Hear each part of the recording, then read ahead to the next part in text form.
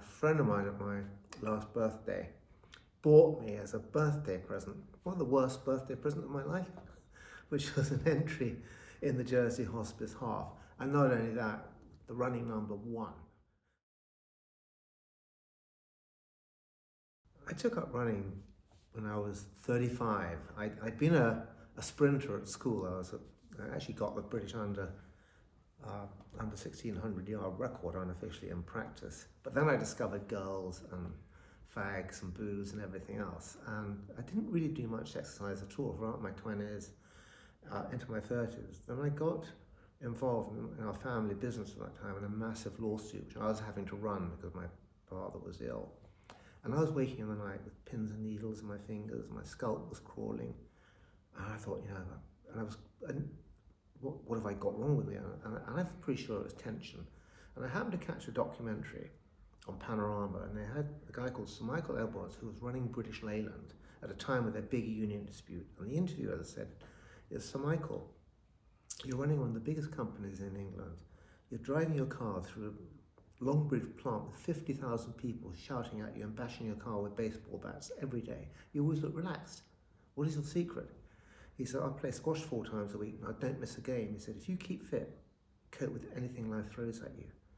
I went out the next morning in my plimsolls and puffing and wheezing ran about 100 yards. By the end of that week, I was doing a mile. The pins and needles had gone, the scalp crawling gone. And within about a month, I was doing 2 to 3 miles. And I've never ever had a moment of feeling tension again. Hospices mean a lot to me. My mother died in a hospice in Brighton in 1999, and she was surrounded by kind of love and laughter and most amazing care, and it made me realise the importance of hospices and how much they can bring to the closing days of somebody's life.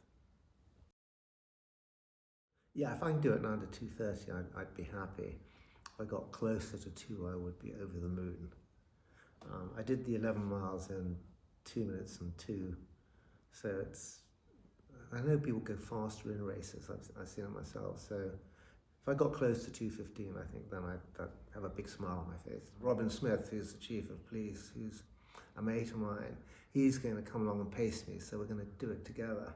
And he said, I'm not worried, where I come, he said, we'll go over the line together, doesn't matter what place we're in. So that's really nice to know that I've got that support.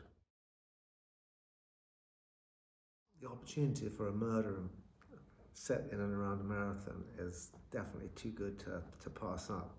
And now I've been involved in a number of marathons. Laura ran Chicago last year, and we were over in Chicago, and I've been to London, and we're going to Berlin and Tokyo the year after next. And I think it's fascinating how competitive the world of marathons is, and the characters sort of both involved and behind the scenes. So there's definitely going to be a Roy Grace. And Roy Grace himself is a runner. So I think it's going to be a natural fit for a marathon murder. And it has to be set in Jersey and be a hospice marathon. It's got to be a hospice marathon in Jersey, definitely.